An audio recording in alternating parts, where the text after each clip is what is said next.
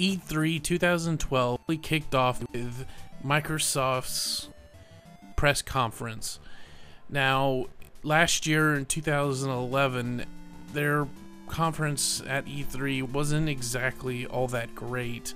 It got bogged down a lot with some of the Kinect functionalities, and it really became something of a endorsement show where they would bring in a bunch of celebrities and whatnot to, I guess, make a point or whatever.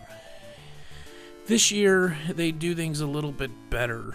They don't really go into the actual Kinect very much, and the guest appearances are pretty minimal, all things considered. They kicked off their conference with showing a trailer and gameplay footage of Halo 4. Now, right off the bat, at the beginning of the trailer, there is a cinematic or a filmed cinematic or filmed portion of the trailer.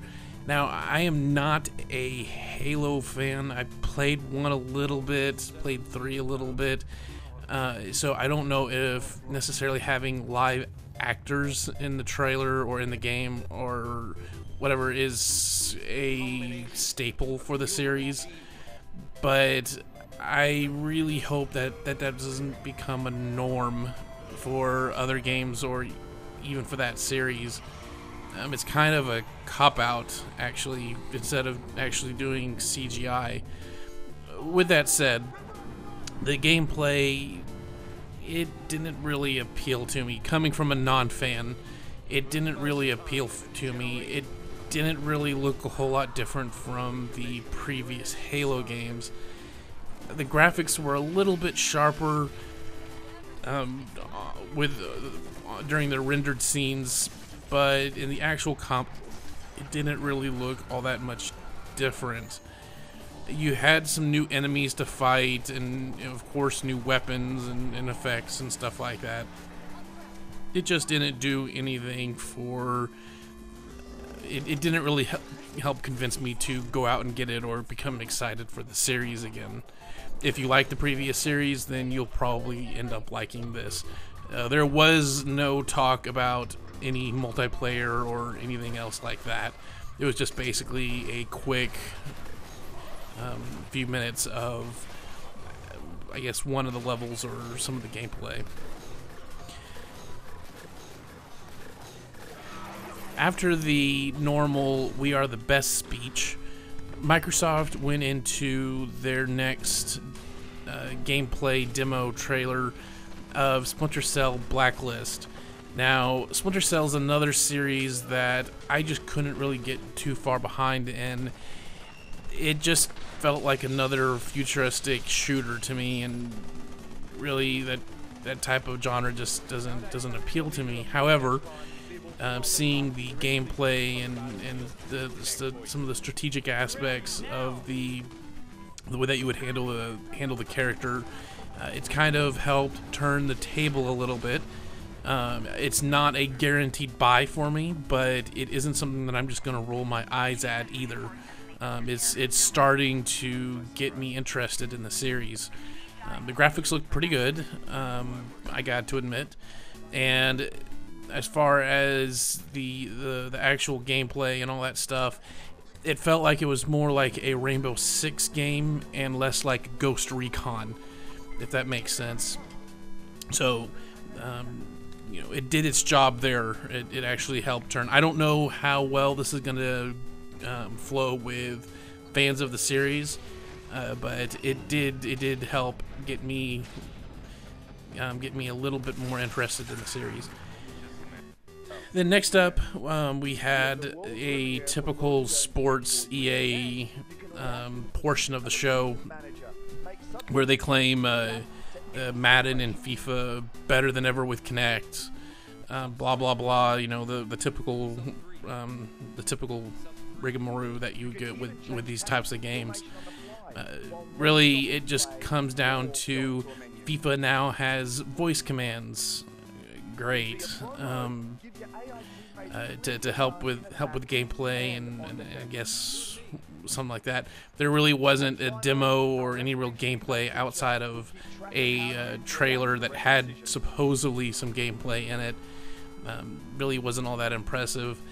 And then came the Madden and the claim of the most impressive Madden to come out, which again is a phrase that they use every year at E3 when it comes to the new Madden. They didn't really say what made it the most impressive Madden. They did say that it had voice commands, and they brought in Joe Montana to demonstrate some of the functionalities and calls that you can do on the line and so forth. Really, that didn't really impress me. It basically, with all these voice commands, it's something that they should have been able to implement years ago, especially with the Kinect and all that stuff. So it really isn't all that big of a deal to me. It just seems like the typical game. After all the sports, we got a trailer that kind of looked like a Dragon Ball Z gone wrong type of trailer, or whatever. And it ended up being a new Fable game, The Journey, which apparently utilizes the Kinect very highly. There wasn't a on-stage demonstration of it. It was just a kind of an extended trailer a little bit that actually had some gameplay images in it, I would assume. Now, I'm not a Fable fan. I do own the first one, maybe the second one, and I do remember all the big huge hype when it originally came out that, oh, it's going to be a Zelda killer and blah blah blah. But you know, if I was a fan of the series, then this would actually be a bit of a disappointment. I know the previous Fable, some of the more previous Fable games haven't been all that great, but this is probably an even bigger portrayal of the fans in the series. After that, we got a Gears of War Judgment trailer. There wasn't any gameplay footage even in the trailer, so there really wasn't any information about it other than, hey, there's a new Gears of War coming out, which we all pretty much knew that going in. After that, we had a Forza Horizon trailer. Again, another one that I don't really think it had a whole lot of gameplay footage in it, if any. And again, it wasn't demoed or really talked about. So it was just another one, hey, this is something else coming out. It didn't really look all that much different than previous Forza games, but I guess we'll find out later. After that, bit of an onslaught with games, they decided to go over some new features, I guess, within the Kinect, primarily when it comes to the Bing voice search features that would come with Kinect. And there was some demonstrations going on with the whole being able to find a movie or TV show or whatever. Really, this shouldn't be anything all that special. In fact, I think this is functionality that was promised when the Kinect came out originally. And so, great, I guess. But just not all that special.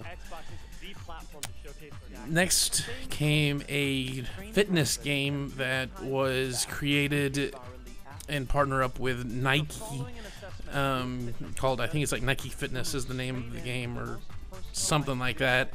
Think Wii Fit, though, for the Kinect. They went through a big huge rigmarole about how this is how professionals do it and blah blah blah. one of the bigger problems that I had with Kinect is it requires a whole lot of open space in order to do anything.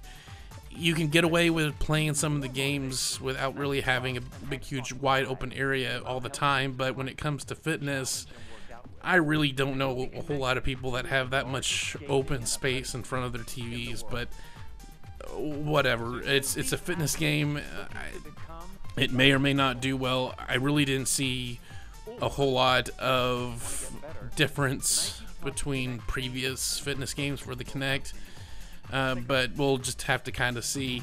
I expect it to be somewhat expensive too if Nike's putting their sticker on it. It's also supposed to have some connections to some outside devices that can alert you when you haven't been on when you missed your session or when you're competing with someone else or whatever. Basically, it's just another fitness game. So when that was done, I don't even remember the guy's name, came up and introduced everyone to Xbox Smart Glass. Now this is also another feature that I really don't get. I understand the premise. Being able to use your tablet and iPhone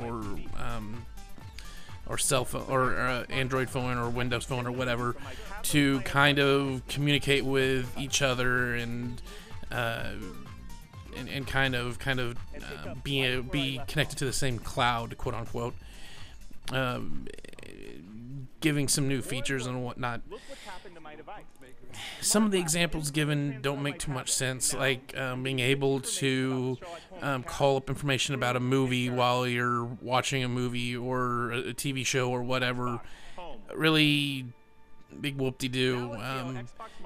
Generally, I don't really know a whole lot of people that would want to actually pay attention to that additional information. Instead of watching the movie and then finishing the movie and then going to IMDb or something other than that. So I don't really get what the whole big huge appeal or big huge thing with that is. They did talk about let's see what else, about the being able to continue watching a movie from one device to the other, which that doesn't exactly work that way. You're gonna have to re-download the movie and stuff like that. So it's really just a big, huge, expensive gimmick, which, let's face it, that is Microsoft's specialty. And to add insult to injury, they announced that the Internet Explorer will be added to Xbox 360. Great. Now all they have to do is actually make Internet Explorer actually work properly, and then we'll all be set. I understand kind of where they're going. Basically, this whole smart glass and Explorer thing is just basically their response to the Wii U's tablet, but the Explorer, some of the features that they're talking about, how like you can navigate through the web page through your phone, or being able to, how you would normally function through an Explorer. It's like you got controllers that you could do that right next to you or whatever. So it's a big, huge gimmick that will only really be beneficial at home, because really you're gonna have to pay for the data plan if you're outside, and I just don't see where the benefit of it is. Now, if the system came out initially with Internet Explorer, then that would actually solve a bunch of the issues that they've got with videos and whatnot, because you would have the internet there with you. But anyway, so it's new features that is, in my opinion, quite pointless for the system or for any system. So I guess expect that later on in the year. And then when they got done talking about all these new wonderful features for the 360, they went into their next game, the new Tomb Raider game. Now, once again, Tomb Raider is another series that I couldn't ever really get into. It just didn't really seem all that fun to me. Now, when I saw the trailer last year, it got me really excited about the new game. The new approach that they're taking with it, the more kind of open world feel, the more having to utilize the environments and the smoothness of the characters' actions within the environment, just all kind of made me quite interested in the game. Now, for this year, all of the new gameplay footage that they had just increased my interest in the game. It really did help cement the fact that this is probably going to be something that I'm going to buy. Oddly enough, it may not be on the 360, but it is definitely the game looks smooth. The gameplay itself looks very fluid. The use of the environment to your advantage is quite nice. How should I put it? The less attraction to the look, I guess, of Lara Croft and more to the world is a huge improvement, in my opinion, for the series. So big kudos to the I guess the Square Enix or whatever group behind the Tomb Raider. It's between last year and this year, it's definitely convinced me to buy, and it kind of stinks that it's not going to be out until next year.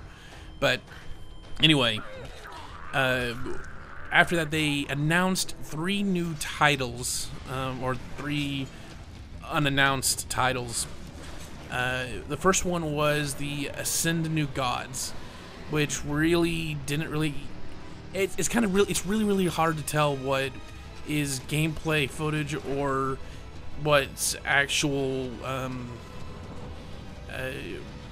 just a move or whatever within the game. Not gameplay per se, but a reaction to what you're doing in the game.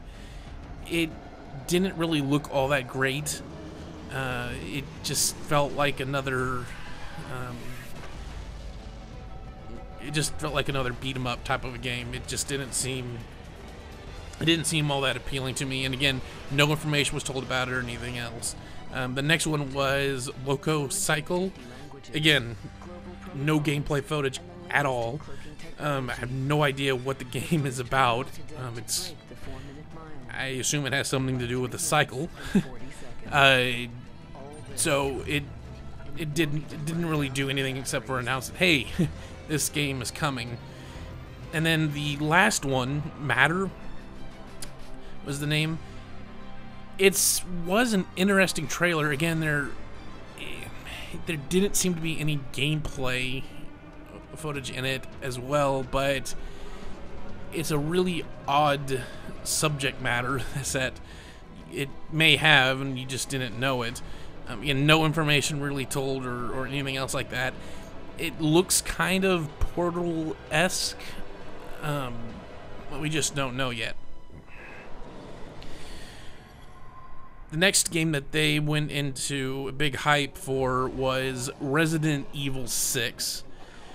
Now, I have to really question why they put this game here at this point in the presentation. We just got done seeing Tomb Raider, and before that, we just got done seeing the Splinter Cell, not to mention Halo. And here we go with Resident Evil, which I don't know. I played 4, I never really played 5, so I don't know if this is necessarily the first time that it's set in a more or less modern environment, but it just looked old compared to the previous games that we just saw. The graphics look fine. Got no big huge problems with that, and you know, your story and stuff is your typical Resident Evil.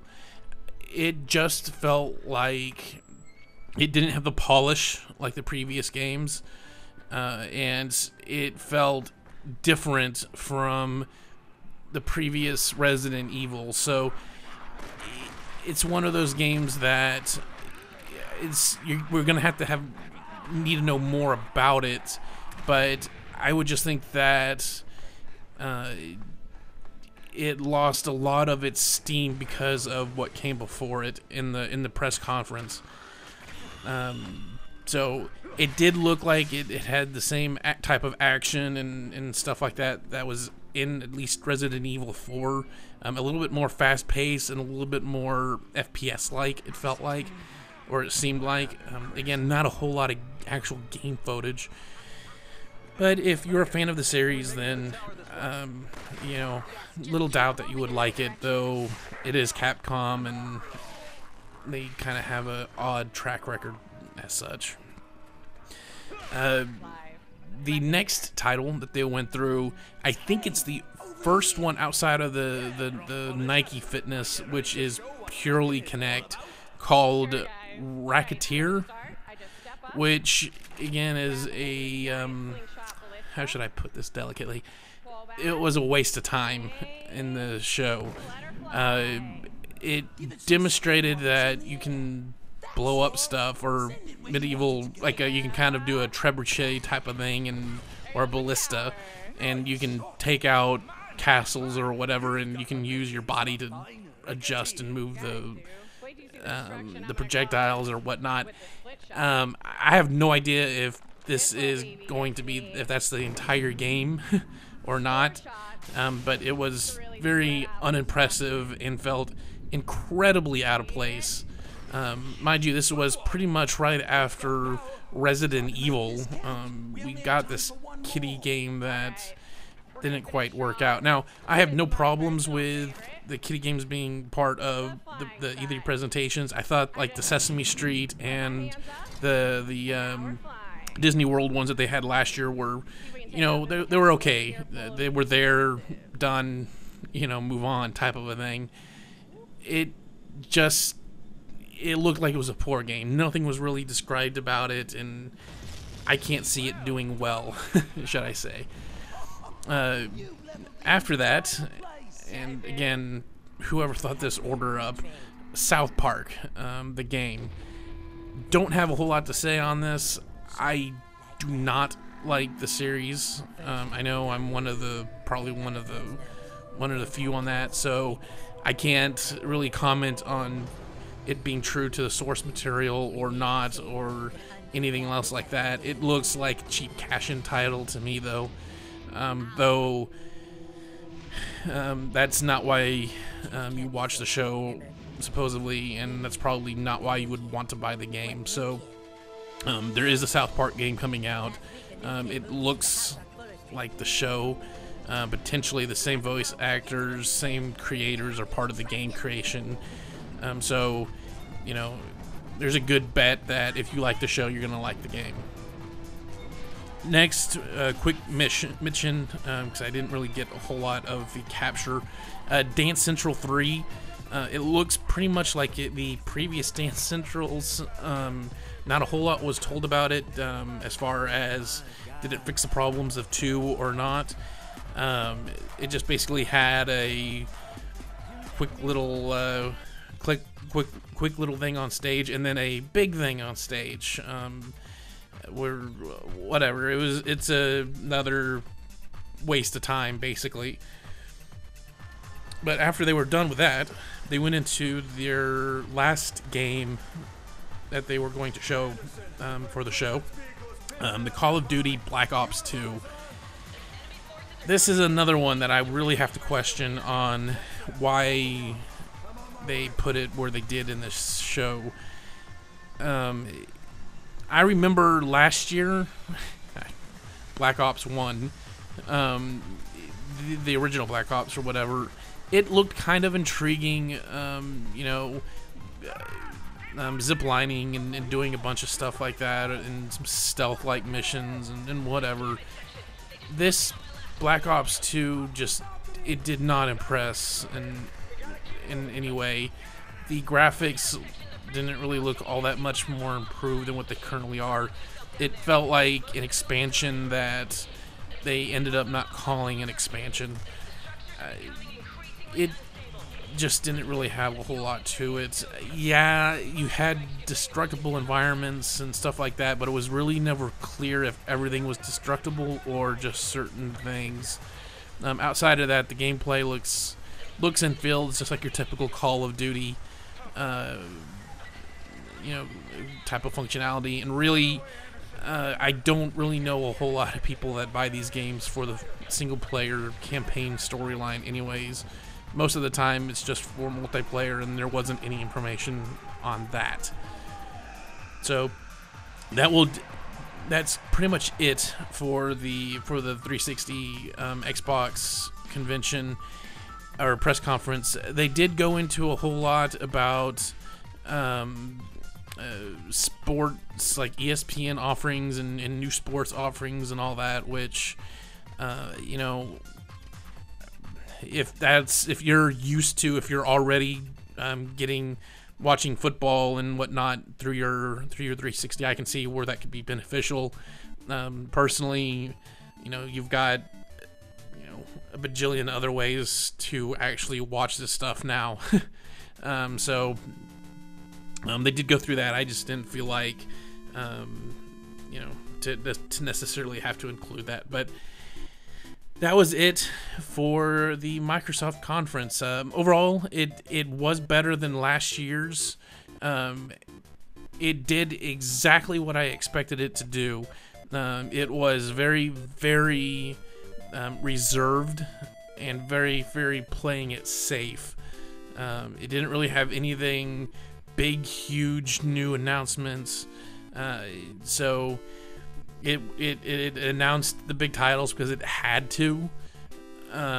Outside of those 2 Kinect games and maybe even the Southpark, there really wasn't anything new as far as IPs or anything else like that. So it was very conservative.